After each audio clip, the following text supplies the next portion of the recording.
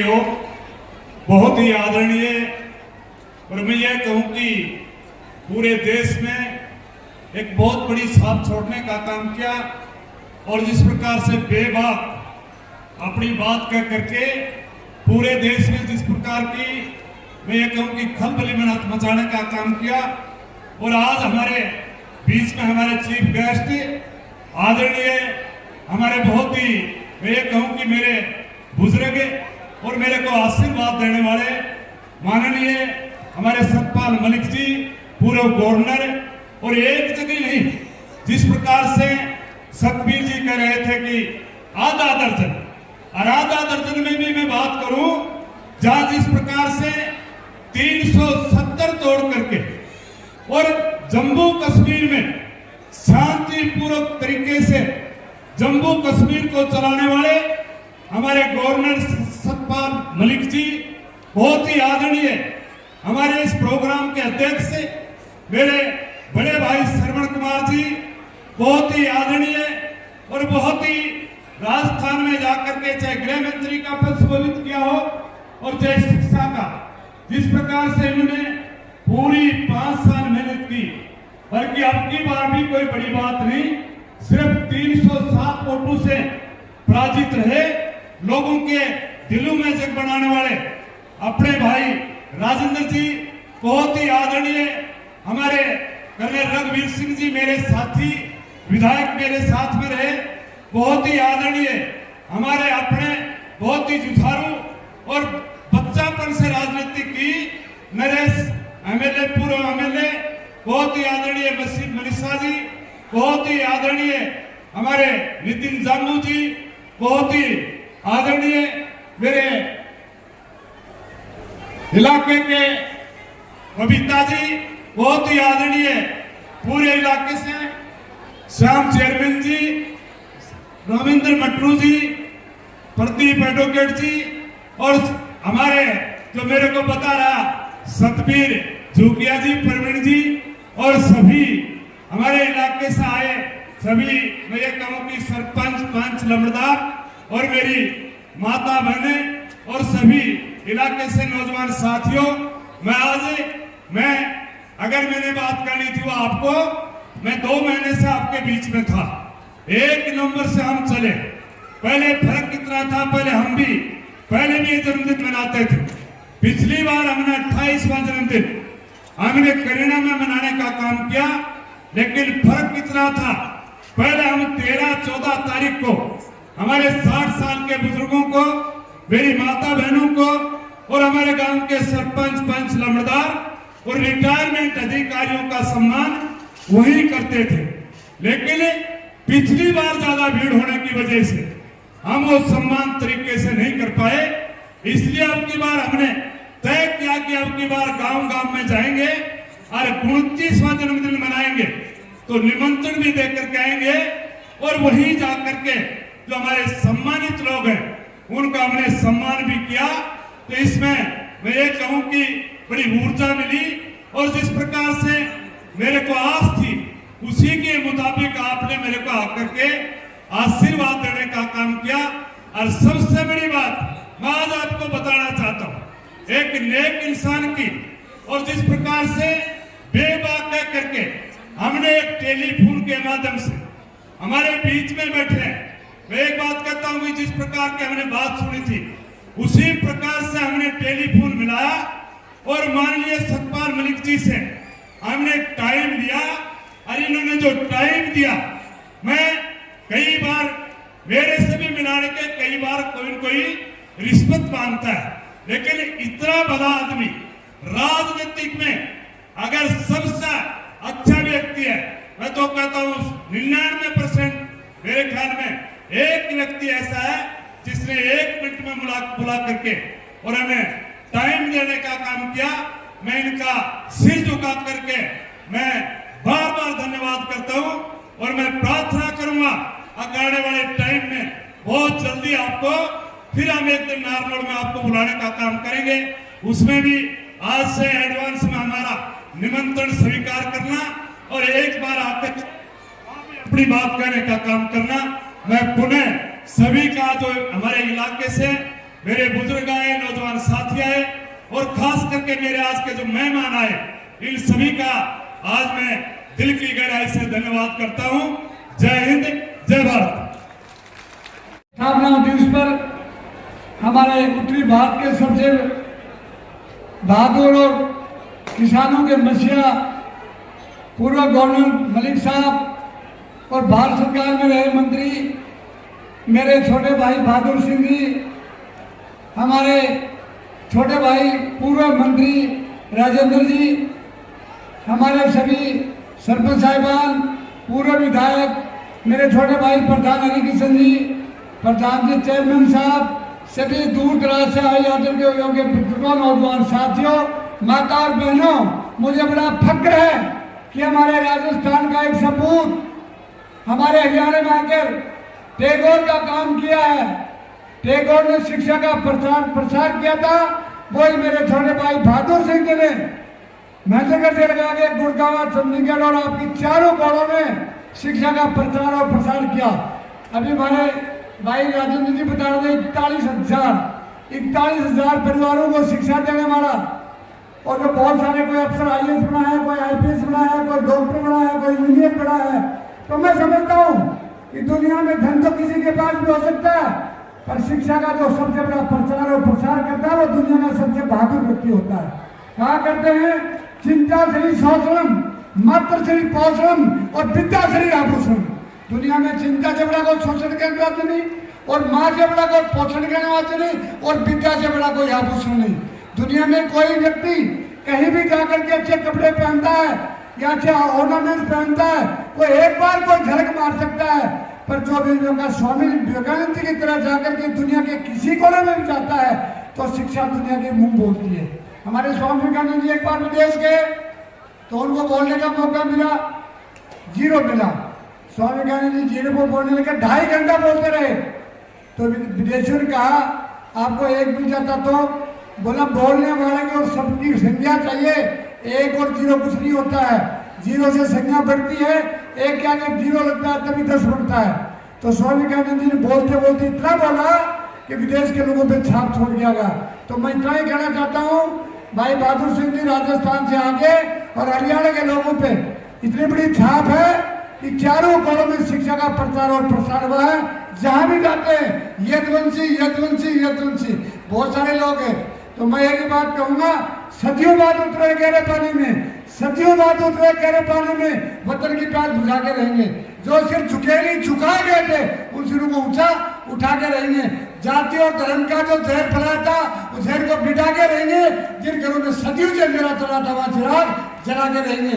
यही मैं बहादुर सिंह जी को कहूंगा कि आप जब दुनिया में आए गए, जन्म ले लिया, शिक्षा का प्रचार प्रसार करने लगे गए और सारा सिस्टम धसाए लिया, तो जलेबी की तरह रस में डूब के मजा लो, देश को शिक्षा दो और बहादुरी के साथ चुनाव लड़ो। सारी समाज, सारा देश, सारा प्रदेश आपके साथ है और हम आपको कंधे से कंधे मिला के आपके साथ रहेंगे। इन्हीं शब्दों के साथ मैं पूर्व गवर्नर मलिक साहब को सिर झुका के बहुत बहुत प्रणाम करता हूँ कि इनकी बहादुरता, इनके शब्द की वाणी जो पूरे उत्तरी भारत में मलिक साहब ने बोली है, कभी बेजोग और बेझिझक इन्होंने अपनी वाणी को कभी झकाया नहीं। जो बोलना था वो बोला, किसान के जो करना था वो किया, और आगे भी जीवन भर हम भगवान से अरदास करते हैं और प्रार्थना करते हैं कि मलिक साहब की उम्र और 20-30 साल रहे तो किसानों को नया रास्ता देंगे, नया आयाम देंगे और शिक्षा को बहादुर सिंह की उम्र बड़ी हो, ये शिक्षा का पैगाम देंगे। इन्हीं शब्दों के साथ मैं सब लोगों को भगाना बधाने लोगों को धन्यवाद दूंगा। जय हिंद, जय भारत। इसके कार्यक्रम में मुख्य अतिथि आदरणीय सतपाल मलिक जी, कार्यक्रम की अध्यक्षता कर रहे मेरे बड़े भाई सूरजगढ़ से विधायक, राजस्थान की विधानसभा के अंदर दहाड़ने वाले भाई सरवण जी, यदुवंशी शिक्षण संस्थान के चेयरमैन, पूर्व विधायक, आप सबके लाडले राव बहादुर सिंह जी, मंच पे उपस्थित सभी पूर्व MLA साहिबान, सरपंच साहिबान, तमाम सभी सम्मानित मंच, यहाँ उपस्थित माताएं, बहनें, और सभी पिता तुल्य बुजुर्ग हम उम्र साथी, आज मैं आदरणीय सतपाल मलिक साहब को बहुत बहुत आभार व्यक्त करता हूं। अपने व्यस्त समय में से यदुवंशी शिक्षण संस्थान के इस कार्यक्रम में इन्होंने मौका दिया यहाँ आने का, और मुझे यहाँ आके पता चला कि साहब की ननिहाल भी दादरी में है। तो आप वैसे भी यहाँ लाडले हैं, और पूरे उत्तरी भारत के अंदर जो आपका राजनीतिक कद है उसको देखते हुए हम हमेशा अपने अंदर एक गर्व महसूस करते हैं। मेरे चुनाव में भी आप कोटपूतली, अभी राजस्थान में चुनाव थे, आप पहुंचे, उसके लिए भी आपका आभार व्यक्त करता हूं। और राव बहादुर सिंह जी को मैं बहुत बहुत साधुवाद देता हूं। इस दक्षिणी हरियाणा को जो शिक्षा की सौगात दी, मैं अभी पूछ रहा था, शुरू एक स्कूल से करके और आज 43,000 बच्चों को शिक्षा ग्रहण करा रहे हैं, और वो उच्च शिक्षा क्वालिटी की है जो कितने प्रदेशों में जब हम जाते हैं हमारे बच्चे आईएएस और दूसरी नौकरियों में मिलते हैं, इंजीनियर और डॉक्टर, तो सर फक्र से ऊपर उठता है कि हमारे इस पूरे एरिया में, क्योंकि राजस्थान का जो झुंझुनू और जयपुर ग्रामीण का एरिया है वो भी आपसे मिलता जुलता है, आपसे हमारे रोटी बेटी के संबंध है। तो जब भी हमें इस तरीके का मौका मिलता है, जहां भी लगता है कि हमारे बच्चे आगे बढ़े हैं, तो उसमें बड़ा योगदान मैं राव बहादुर सिंह जी के शिक्षण संस्थानों का मानता हूं। और जो कार्यक्रम अभी हमने देखे बहुत ही उच्च क्वालिटी के, मैं इनके सभी शिक्षकगण, संस्था के सभी सहयोगियों को बहुत बहुत शुभकामनाएं देता हूं। और जिन बच्चों ने इस कार्यक्रम में साथ लिया, सहयोग किया, उन सबको भी बहुत बहुत शुभकामनाएं देता हूं। धन्यवाद। राम राम साहब।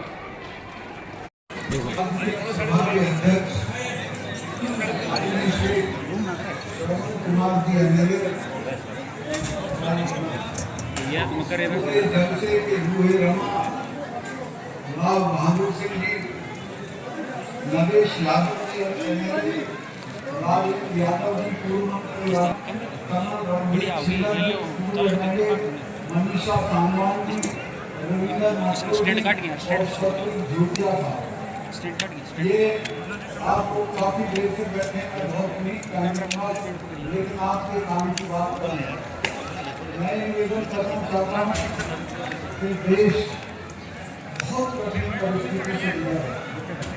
ऐसे लोगों के हाथ में देश है जो खेती को खत्म करना चाहते हैं, देहात को खत्म करना चाहते हैं, वोट को खत्म करना चाहते हैं। मैं लंबा उड़ाऊंगा, बताना चाहता हूँ, याद होगा आपको, ऐसा किसान आंदोलन दुनिया में नहीं हुआ जो 13 महीने में 700 लोग किसानों के मरे, लेकिन एक चिड़िया पे भी पत्थर नहीं फेंका गया। इसमें जब 4 महीने हो गए और कुछ नहीं किया प्रधानमंत्री ने, तो मैं अपना इस्तीफा देते वक्त उनसे मिलने के लिए गया। मैंने उनको कहा कि सामने 4 महीने से पड़े, वो रहे तो 13 महीने, लेकिन तब उस वक्त 4 महीने ही हुए। मैंने कहा साथी 4 महीने से पढ़े, इनसे बात कर लो। तो उन्होंने बड़े घमंड में कहा कि चले जाएंगे सरकार, कोई बात नहीं। मुझे बुरा लगा, लेकिन मैंने फिर घुमा फिरा के कहा कि साहब आप नहीं करते, किसी और से बात करा। तो उन्होंने कहा कि बिना बात के चले जाएंगे, तो फिर मत करो। मुझे बहुत गुस्सा आया। उनका साहब आप उनको जानते नहीं, ये तब जाएंगे जब आप चले जाओ, ये ऐसे ही जाने वाले नहीं। ये जो सिख भाई हैं, इनके गुरु ने अपने 4 साहबजादे कटवा दिए थे, समझौता नहीं किया, और ये भूलते भी नहीं है। मिसेस गांधी ने जब ब्लू स्टार किया, उसके बाद 1 महीना महामृत्युंजय का पाठ कराया। और नेहरू मेरे दोस्त के उनके भतीजे थे, उन्होंने पूछा कि खुशी आप तो इस समय इतनी नहीं करती थी, तो उन्होंने कहा कि तुम जानते नहीं हो, जिसने इनका स्वर्ण मंदिर छू दिया है वो जिंदा नहीं है, ये मुझे मारेंगे, उनको ये कहा। फिर मैंने कहा ये तो सिखों का है, ये तो हमारे वाले हैं, किसान जाट हैं, यादव हैं, गुजर हैं, ये तो तीसरे नहीं छठे महीने बाद के लिए चढ़े रहते हैं। इन कौमों से लड़ा नहीं जाता, इनसे बातचीत की जाती है, बातचीत करके चलता है। उस वक्त उनकी समझ में नहीं आया, वो हवा के घोड़े पे थे। 2 महीने बाद माफी मांग के कानून वापस लिए और ये कहा कि मैं MSP भी लागू करूंगा, जो आज तक नहीं करी है। उसका नतीजा ये है कि अभी अगले महीने 13 तारीख से पंजाब के बहादुर किसान उस आंदोलन को दोबारा छेड़ने वाले हैं। और मैं आपसे वादा करके जाता हूँ कि उस आंदोलन में किसानों के लिए मैं अपनी पूरी ताकत लगाऊंगा। आपसे भी कहूँगा, आपके यहाँ के लोग गए तो थे, पर जिस तादाद में जाना चाहिए था शिरकत नहीं करी थी। अब भी लड़ना, चूंकि लड़ाई आर पार की है। दिल्ली की सरकार खेती को तबाह करना चाहती है, फौज को तो कर ही दिया, वो क्या लाए अग्निवीर कौन 4 साल के लिए जान देने के लिए जाएगा। इन्हीं इलाकों का यहाँ से झुंझुनू तक हर गांव के बाहर एक शहीद की मूर्ति होती है। मैं तो लोगों से कहता हूँ, क्यों जाते हो हरिद्वार, क्यों जाते हो प्रयाग? असली जो तीर्थ स्थान है ये तो हमारे गांव हैं, जिनके बाहर शहीदों की मूर्तियां लगी हुई, शहादत दिए हर गांव में। लेकिन अब उनको शहादत का भी मौका नहीं, 4 महीने के लिए कौन शहीद होने के लिए जाएगा? तो ये हमको देखना पड़ेगा, इसके खिलाफ लड़ना पड़ेगा। फिर जो हमारे बच्चे हैं, पढ़ाई के सारे स्रोत खत्म कर दिए, कोई अच्छे संस्थान नहीं रह गए। मैं राज साहब के यहाँ गया था तो मैंने पता किया, वहाँ बहादुर सिंह जी के तो 40 संस्थान है। सबसे बड़ा काम है शिक्षा, ये है असली काम। मैं आप लोगों को बताऊं कि इंग्लैंड में एक बार बजट पेश हुआ, उस बजट में सारी मदों में कटौती की गई, लेकिन शिक्षा की मद में कोई कटौती नहीं। विपक्ष के नेता ने कहा कि साहब इसमें कटौती क्यों नहीं करी? तो प्रधानमंत्री ने कहा कि मकान अगर विश्व युद्ध में टूटे तो बन जाएगा, टूटे तो दोबारा तामीर हो जाएगा, कारखाने तबाह हो गए तो उनको भी बना लेंगे, लेकिन अगर ईडी चली गई तो वो दोबारा नहीं आने वाली है। लिहाजा 1 पैसा भी हम नहीं खाते, 1 पैसा भी कम नहीं किया, क्योंकि ये पता था। और ये मैं आपको बता रहा हूँ, आप इतिहास पढ़ें, जिन मुल्कों में तालीम को तवज्जो दी गई, उन्होंने दुनिया पे राज किया। जिन्होंने तालीम पे तवज्जो ली थी वो बर्बाद हो गए। तो अब हमारे यहाँ जो लोग तालीम के क्षेत्र में काम कर रहे हैं, मैं उनके लिए सब दिखाता हूँ। और आपसे भी कहता हूँ कि क्या है कि पाकिस्तान इस्लाम का काज करते हो, दहेज देते हो, दहेज मांगते हो, इसको कम करो। अपने बच्चों को बढ़िया से बढ़िया जगह पढ़ने के लिए, अपनी बच्चियों को पढ़ने के लिए। अमेरिका की एक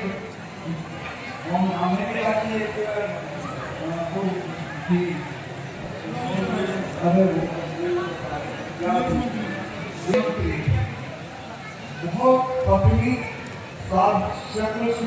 साधारण और अफ्रीकन मूर्ति थी, लेकिन जो गद्दाफी था, इसका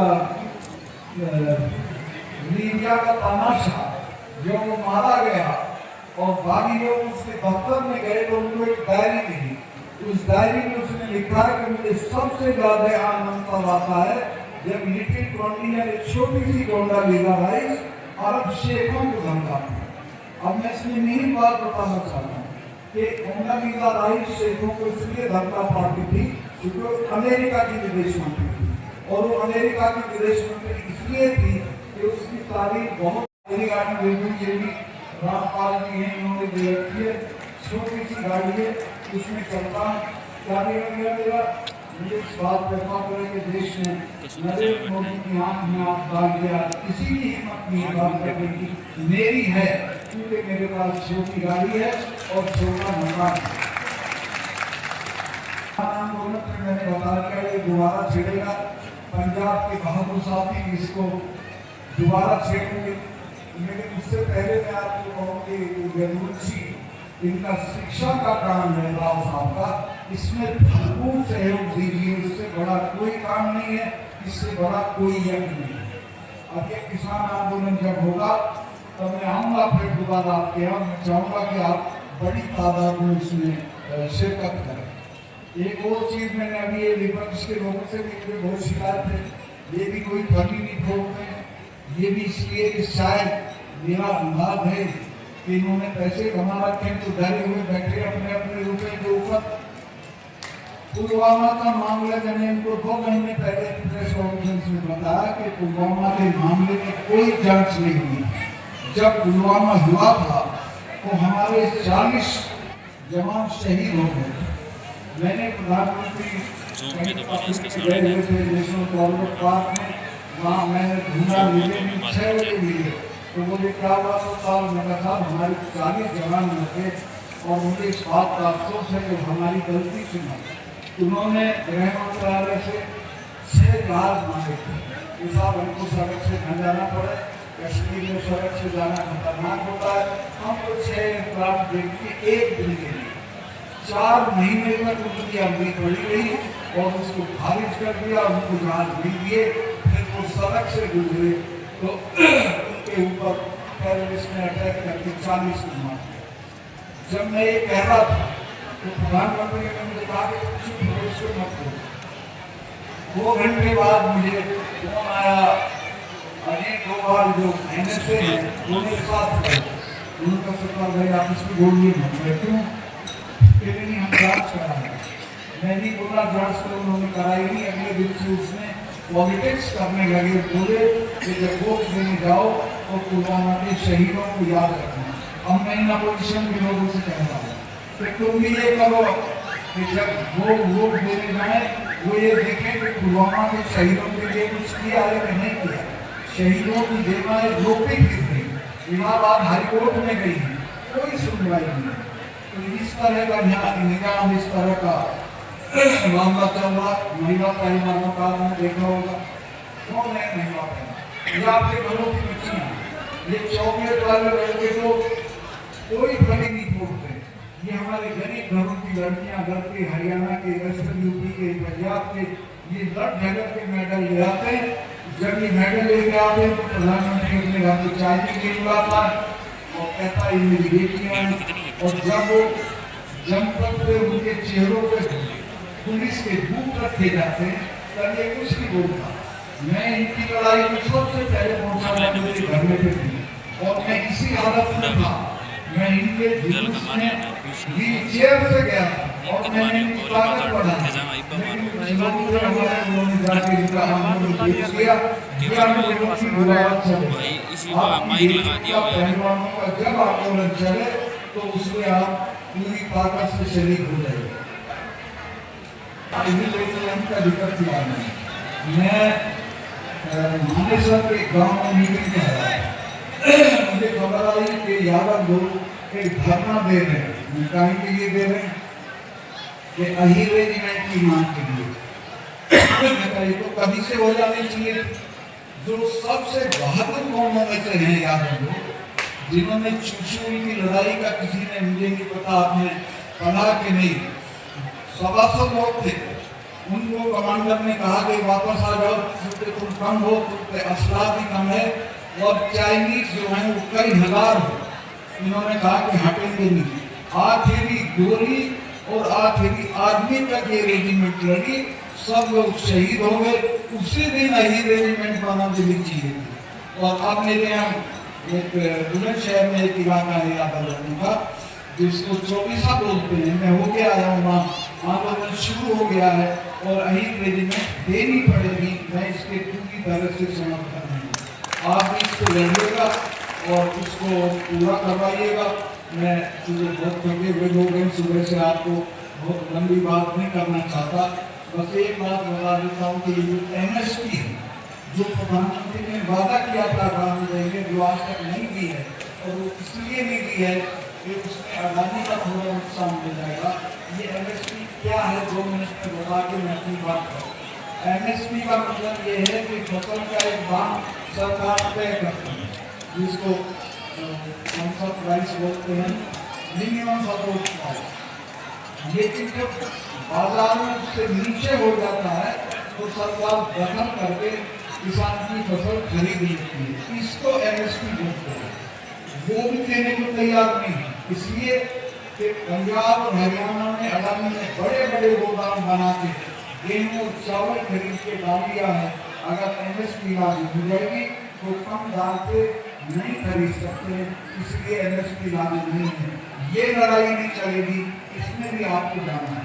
तो मैं किसान भाइयों, नौजवानों सबसे निवेदन करना चाहता हूँ कि जिस मुल्क में लोग सड़क पे रहेंगे वो देश जिंदा है, जिस मुल्क के लोग बिस्तरे में रहेंगे वो बर्बाद हो जाएगा। अपने सवालों के लिए लड़ना सीखिए, लड़ाई लड़िए, और जो लड़ाई आपके वर्गों की जब आई, मुझे जब मैं गया प्रधानमंत्री से, उसने कहा तुम्हें क्या होगा, तुम गवर्नर, उनके सामने गवर्नर जरूर, लेकिन मेरे वर्गों के लोग सड़क पे पड़े, उनके ऊपर न छत हो, न नीचे दरी हो, न बाथरूम हो, और मैं राजभवन में लेटा हूँ, ये मेरी बस का नहीं है, इसको एकदम छोड़ दूँ। लेकिन मैं उनकी लड़ाई में शरीक हूँ। आपसे भी कहना चाहता हूँ कि जब ये लड़ाई होती हो तो आप इसमें पूरी ताकत से दखल दीजिए। बहुत बहुत धन्यवाद। और राम साहब जैसे मैं राम साहब को वादा कर दिया, ये लोकसभा लड़ेंगे तो मैं इनके अगले चुनाव में काम बनाऊंगा। ऐसे लोगों की मदद करके यहाँ से झुंझुनू तक हर गांव के बाहर एक शहीद की मूर्ति होती है। मैं तो लोगों से कहता हूँ, क्यों जाते हो हरिद्वार, क्यों जाते हो प्रयाग? असली जो तीर्थ स्थान है ये तो हमारे गांव हैं, जिनके बाहर शहीदों की मूर्तियां लगी हुई, शहादत भी है हर गांव में। लेकिन अब उनको शहादत का भी मौका नहीं, विचार करने के लिए कौन शहीद होने के लिए जाएगा? तो ये हमको देखना पड़ेगा, इसके खिलाफ लड़ना पड़ेगा। फिर जो हमारे बच्चे हैं, पढ़ाई के सारे स्रोत खत्म कर दिए, कोई अच्छे संस्थान नहीं रह गए। मैं राम साहब के यहाँ गया था तो मैंने पता किया, वहाँ बहादुर सिंह जी के तो 40 संस्थान है, सबसे बड़ा काम है शिक्षा, ये है असली काम। मैं आप लोगों को बताऊं कि इंग्लैंड में एक बार बजट पेश हुआ, उस बजट में सारी मदों में कटौती की गई, लेकिन शिक्षा की मद में कोई कटौती नहीं। विपक्ष के नेता ने कहा कि साहब इसमें कटौती क्यों नहीं करी? तो प्रधानमंत्री ने कहा कि मकान अगर विश्व युद्ध में टूटे तो बन जाएगा, टूटे तो दोबारा तामीर हो जाएगा, कारखाने तबाह हो गए तो उनको भी बना लेंगे, लेकिन अगर ईडी चली गई तो वो दोबारा नहीं आने वाली है। लिहाजा एक पैसा भी हम नहीं खाते, एक पैसा भी कम नहीं किया, क्योंकि ये पता था। और ये मैं आपको बता रहा हूँ, आप इतिहास पढ़ें, जिन मुल्कों में तालीम को तवज्जो दी गई उन्होंने दुनिया पे राज किया, जिन्होंने तालीम पे तवज्जो ली थी वो बर्बाद हो गए। तो अब हमारे यहाँ जो लोग तालीम के क्षेत्र में काम कर रहे हैं, मैं उनके लिए सब दिखाता हूँ और आपसे भी कहता हूँ कि क्या है ये पाकिस्तान इस्लाम का कार्य करते हो, दहेज देते हो, दहेज मानते हो, इसको बंद करो। अपने बच्चों को बढ़िया से बढ़िया जगह पढ़ने के लिए, अपनी बच्चियों को पढ़ने के लिए। अमेरिका की एक